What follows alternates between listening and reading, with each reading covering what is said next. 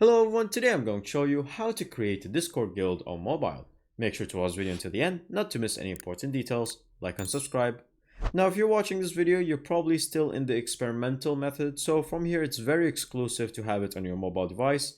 But usually how it goes is you create your own server or you own it as a leader, and then from here go to the top right section and then go and click on the server settings.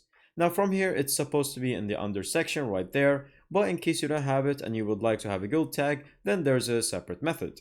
From here all you have to do is click on the first link in the description to get invited to the server right here. This is called the guild archive.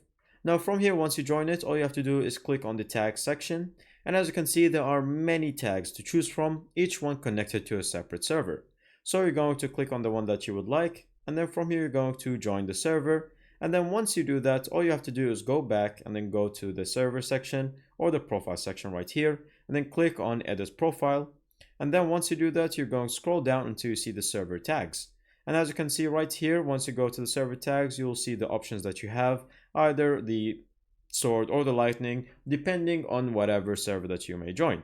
And that's pretty much it. Thank you guys for watching. See you next time. Bye bye.